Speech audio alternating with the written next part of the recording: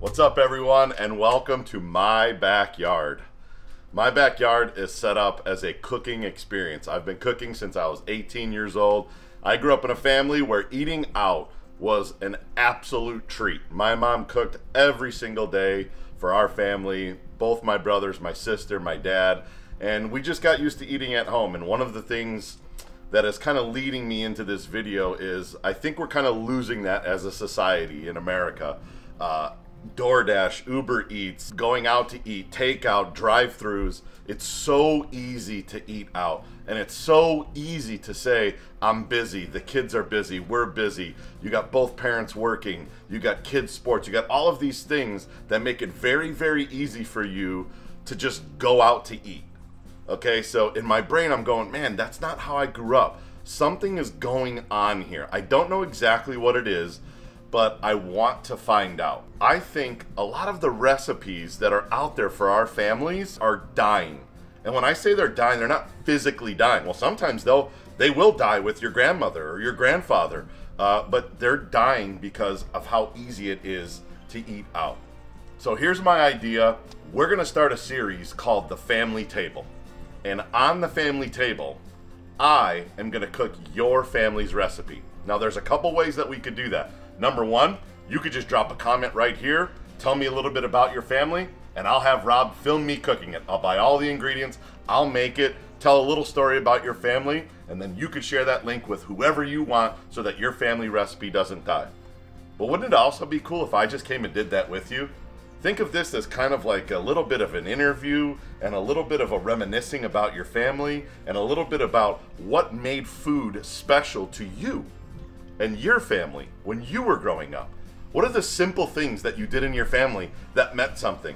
When you had a barbecue or a birthday party or an anniversary, or you catered your own wedding and had it in your backyard, what is the thing that your aunt brought to that barbecue that everyone loved? What is the thing that your neighbor would bring? I vividly remember the Perez family, one of the best families in all of the south side of Chicago.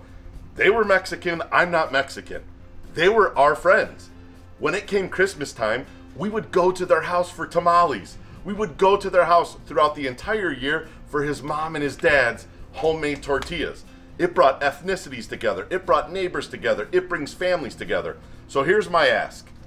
Do you have an unbelievable recipe that exists in your family that you want to share, that you want to make sure it does not die either on paper, on the internet, with someone that has passed away? Do you want to make it live?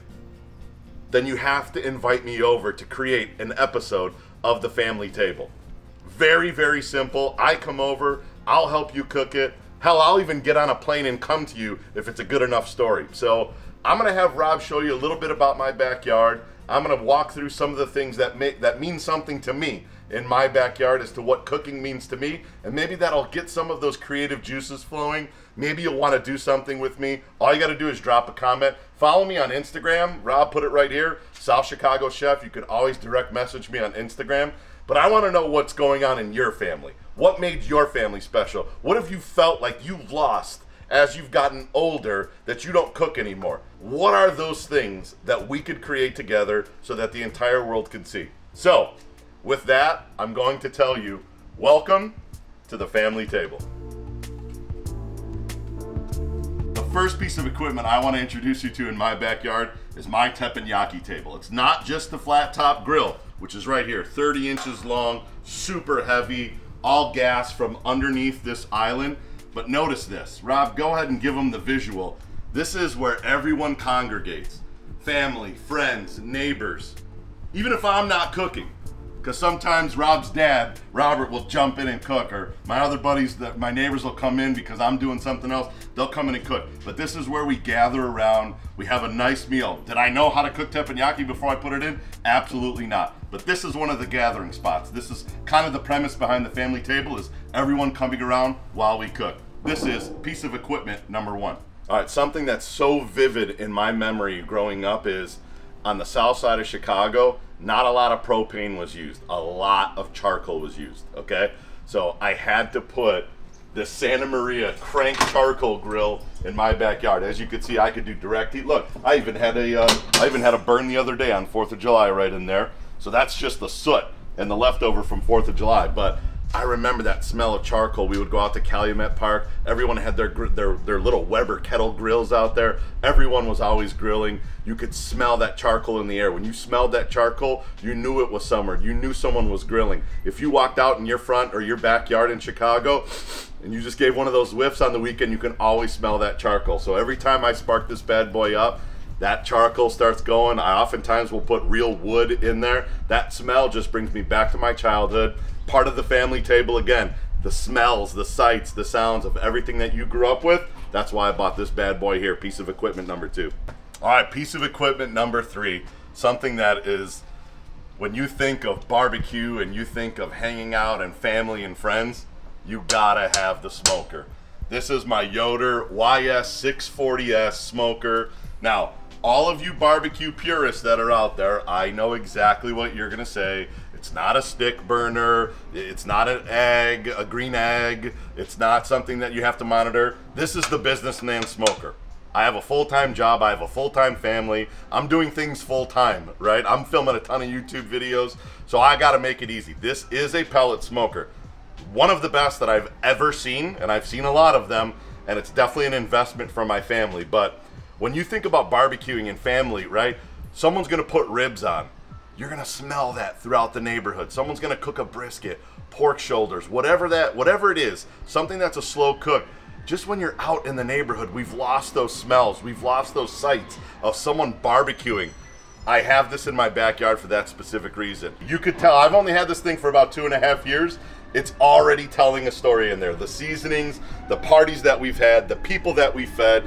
Heck, even Rob was, you've eaten a lot of stuff off of this, but your graduation party and my son Tony's graduation party, everything that we ate that day was cooked right here. That memory is soaked into those grates in here, part of the family table, equipment piece number 3 in the backyard.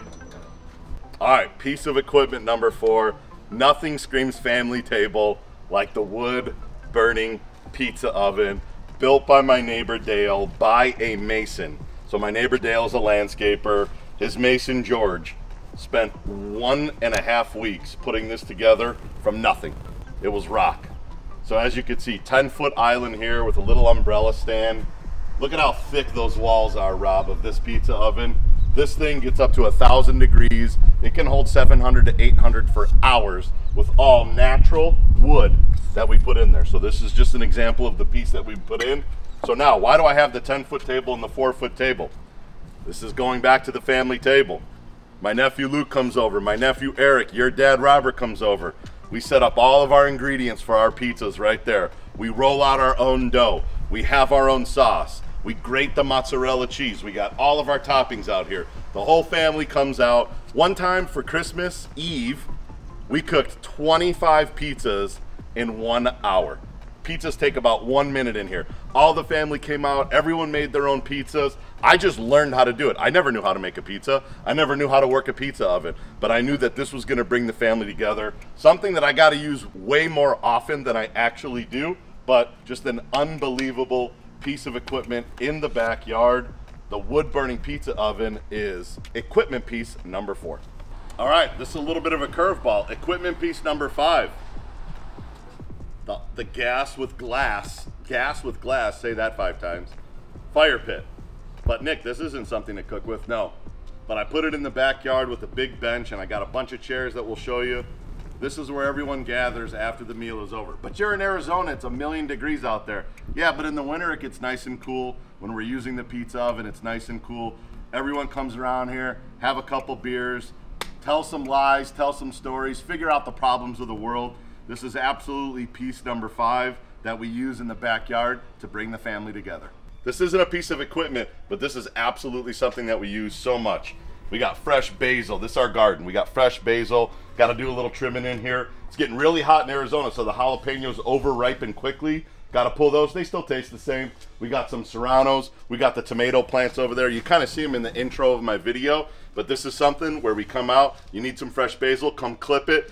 Awesome family thing to do. I say to my son or my daughter or whoever's over, go clip me some basil. We need it for the sauce. Everyone likes getting involved. It's about getting everyone involved, so we always use the garden. So that's a little glimpse into my backyard and my life and how I like to bring my family, my friends, my neighbors all together. Now, I'm making the plight with you. Do you want to be part of the family table? Do you want to share your family's recipes?